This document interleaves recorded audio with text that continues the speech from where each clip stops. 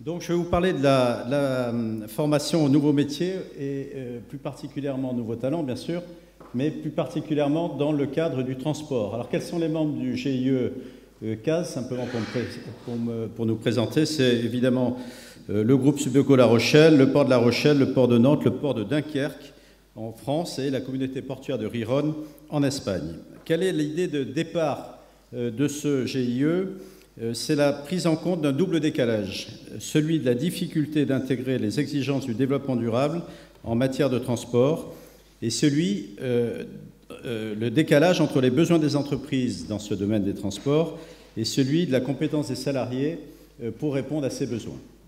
Donc nous allons voir dans ce domaine des transports, en maintenant 6 minutes, quelles sont les évolutions en matière de métier et quelles sont les nécessités en matière de formation.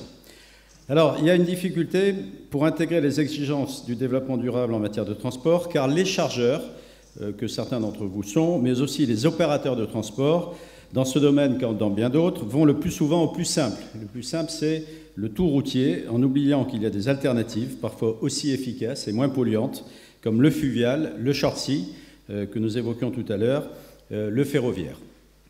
Deuxième difficulté que j'évoquais, pour répondre aux évolutions récentes des métiers du transport, demande de plus en plus forte des chargeurs pour passer de spécialistes à des multispécialistes. Je veux dire par là que longtemps, les responsabilités dans ce domaine ont été cloisonnées par secteur de transport, la mer d'un côté, le fluvial de l'autre, la route, l'avion. Ou alors par spécialité, il y a le consignataire, il y a le commissionnaire en transport, il y a le déclarant en douane, il y a le logisticien. Chaque poste a un responsable qui est dans son domaine très compétent, mais aujourd'hui, ce que demande le chargeur, il demande une double compétence. Il veut effectivement des spécialistes, il veut effectivement une qualité de service, mais il veut un interlocuteur qui soit à même de lui faire une proposition globale, une proposition de bout en bout. De ce fait, et pour répondre à cette exigence, les opérateurs de transport ont besoin de personnel, ont besoin de salariés à même d'offrir des solutions globales, des salariés qui maîtrisent suffisamment les différents métiers du transport pour proposer des solutions adaptées aux besoins du client, des salariés qui vont devoir trouver soit en interne, soit à l'extérieur de leur entreprise les prestations qui conviennent, donc des hommes ou des femmes de dialogue et des négociateurs à l'achat de prestations si nécessaire.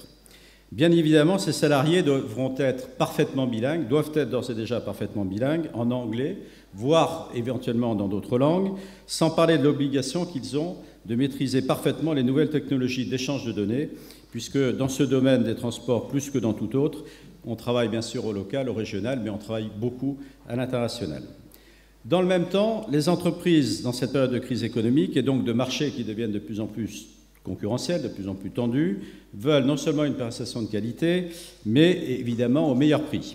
Il faut donc leur offrir le service le plus pertinent et le mieux adapté à leurs besoins, à la fois économiques et marketing. Mais le prix va être souvent le critère final, celui qui va décider que vous êtes sélectionné ou que c'est votre concurrent. Et donc, il va falloir que notre salarié modèle, celui que je suis en train de vous décrire, soit également un bon négociateur à la vente cette fois-ci, parce qu'il doit convaincre son client du bon rapport qualité-prix, du bon rapport entre l'offre qu'il fait et le coût de cette offre. D'un autre côté, comme l'ont dit beaucoup des intervenants de ce colloque, les entreprises sont bien évidemment et heureusement concernées par les préoccupations environnementales. Cela peut se faire par une prise personnelle de conscience, par l'appui, comme on l'a vu, par une pression de leur environnement, de leurs salariés, voire de leurs financeurs, puisque de plus en plus de financements sont liés à des critères également de respect de responsabilité sociétale. J'ai oublié de passer mes petites... voilà. Non, là je vais trop loin. Voilà. Cette orientation pour un développement durable devient ainsi un critère de différenciation positif en matière de choix de transport, en matière de choix d'opérateurs, et l'entreprise qui garantit une prise en compte d'un transport plus économe en énergie et en rejet de particules peut en faire état pour se différencier de ses concurrents. L'opérateur de transport qui peut offrir à ses clients des solutions plus adaptées à un développement raisonné détient un avantage par rapport à ses confrères, à ses concurrents. Il faut donc, avec la généralisation de cette préoccupation du développement durable dans ce domaine des transports, comme dans d'autres, avoir là encore des spécialistes à même de faire un diagnostic carbone et particules fines, mais aussi en mesure de trouver des solutions économiquement concurrentielles, je l'ai dit tout à l'heure. Alors, dans le domaine du transport responsable, il faut par exemple des interlocuteurs qui vont être capables de faire la différence entre les rejets de CO2 et le rejet des particules fines. À titre d'exemple, les nouveaux moteurs de camions de la norme Euro 6 vont émettre un peu plus de carbone, mais moins de particules fines que la génération actuelle à la norme Euro 5. Les interlocuteurs que nous allons former doivent savoir conseiller en matière d'utilisation de moyens de transport en fonction de leurs moyens de propulsion. On les a évoqués tout au long de ces 2 jours. Aujourd'hui, les analyses se font trop souvent au doigt mouillé. Demain, il faudra fonder le choix du transport sur des réalités statistiques, des réalités économiques, des réalités écologiques. Il faut également que les salariés se recyclent régulièrement pour se tenir au courant de la législation et de ses impacts. Ainsi, je prends l'exemple de l'écotaxe qui a été supprimée, enfin qui n'a jamais vu le jour, plus exactement. Son impact direct que nous connaissons là, sur la ligne ferry, sur le Short-Sea Riron-Nantes, signifie qu'en septembre, là où il y avait environ une centaine de camions par passage qui étaient supprimés de la route, eh bien, ces camions vont se retrouver sur la route tout simplement parce que la compagnie LD Lines a décidé de supprimer cette ligne Short-Sea, ou en tout cas de la suspendre. Les transporteurs routiers qui ne s'intéresseront pas au transport multimodal vont être marginalisés sur le préacheminement et sur le post-acheminement, alors qu'aujourd'hui, c'est eux qui maîtrisent la totalité des flux des chargeurs. Alors, les mentalités, heureusement, évoluent. La FNTR, principal syndicat des transporteurs routiers, est en train de s'intéresser au transport multimodal. Elle dit donc à ses troupes que plutôt que de se battre contre le transport multimodal, mieux vaut s'y intéresser et trouver avec les autres opérateurs, avec les autres acteurs, des partenariats. Mais il faut être conscient qu'aujourd'hui, je vais prendre l'exemple de la SNCF, du groupe Géodis-SNCF, la situation est assez inquiétante. Je ne sais pas si vous le savez, mais SNCF Géodis, on pense fret ferroviaire. En réalité, ce fret ferroviaire, dans l'activité globale de Géodis, dans l'activité de transport de Géodis, ça représente 19%. C'est-à-dire que 80%, plus de 80%, de l'activité de notre spécialiste du ferroviaire, c'est du transport, c'est du stockage, c'est tout sauf du ferroviaire. Donc voilà, même chez SNCF Géodis, qui au passage, Jean-Marie Milour le sait, a fermé sa filiale de Short Sea Shipping qui avait déposé son bilan, même dans une structure qui est censée donc se développer le ferroviaire, et bien aujourd'hui, cette part du transport ferroviaire diminue tous les jours. Donc il y a une nécessité de mobiliser, il y a une nécessité de sensibiliser, il y a une nécessité de former à la fois les représentants syndicaux, à la fois les professionnels, et de leur montrer l'intérêt du transport multimodal. 2 minutes ? J'ai fini. Alors, nous l'avons vu, il faut des salariés qui savent, qui connaissent la législation, qui soient capables d'arbitrer entre différentes solutions, de faire des propositions au client en fonction de sa sensibilité. Ce salarié, entre guillemets, modèle, doit avoir, vous l'avez compris, de multiples compétences, être un spécialiste capable d'offrir des solutions de transport global, intégrant une exigence de prix, respectueuse de la conservation de la planète. C'est un salarié multiculturel qui parle parfaitement anglais, mais si possible d'autres langues, qui maîtrise les nouvelles technologies. Et donc, il faut développer des formations multispécialisées et en particulier accélérer le savoir-faire dans le multimodal. Il existe de bonnes choses en matière de formation au transport routier. Promotrans et FT-IFTIM, qui sont les organismes de formation issus de la formation, font des bonnes choses, mais sont très orientés encore sur le transport routier, un peu sur le transport maritime, assez peu sur le transport multimodal. Donc la segmentation que l'on trouve dans les entreprises en matière de métier se retrouve au niveau de la formation.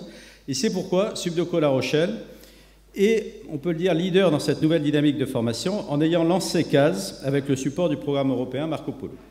Alors le programme CASE est actuellement concentré sur des formations continues, courtes, de 1 jour, le fluvial ou le ferroviaire, ou de 2 jours et demi et 3 jours et demi qui intègrent donc tous les éléments du transport multimodal. Ce sont des formations très pratiques qui vont mettre le stagiaire au contact des réalités du terrain, le stagiaire professionnel que vous êtes, sur les ports de Dunkerque, sur le ferry qui va de Dunkerque à Douvres, à travers la visite du port de Zeebrugge ou à travers la plateforme multimodale de Dourges. Ce sont des formations qui sont destinées à des professionnels Elles sont réalisées par des professionnels et ces formations allient le contact direct sur le terrain avec les acteurs du transport, la vision de la réalité des opérations, avec un travail plus théorique de cas d'entreprise, de négociation de cahiers des charges et de suggestions de bonnes techniques pour le choix. Voilà, une spécificité de la formation CASE, c'est le e-learning, c'est-à-dire une formation qui continue après la formation à travers donc des cours, des contacts avec les professeurs, des contacts avec les étudiants qui se passent par Internet. J'en ai terminé. Un dernier mot pour donner aussi une spécialité de notre formation, mais qui est une spécialité, vous allez voir, assez spécifique, c'est l'Observatoire des bonnes pratiques en matière du transport, et plus particulièrement, bien sûr, du transport multimodal. Cet observatoire du transport mis au point par CASE a pour objectif d'évaluer les bonnes pratiques, de suivre les évolutions des métiers, de connaître les besoins des entreprises en matière de compétences. Cet observatoire a été mis sur l'idée d'une idée de Subdeco La Rochelle, je crois pouvoir dire de Daniel Perron d'ailleurs. Elle est basée sur des entretiens avec des responsables d'entreprise qui, à partir d'une grille de questions, vont expliquer quelle est la situation dans leur entreprise, quelles sont les évolutions de leur métier, quels sont les défis clés qu'ils rencontrent, comment ils y font face, comment ils pensent y faire face et avec quelles compétences, de quelles compétences ils ont besoin. Voilà, au-delà des deux éléments centraux de cet observatoire que vous retrouverez sur le site case-optimodal.eu, on a une revue de presse, on a donc les interviews. La nouvelle version de notre observatoire intégrera des documents de référence, des textes, des rapports d'études, des focus, des participations à des conférences comme celle-ci, des articles récents, et donc tout un tas d'informations pour connaître l'évolution de ces métiers et comment y répondre par une formation.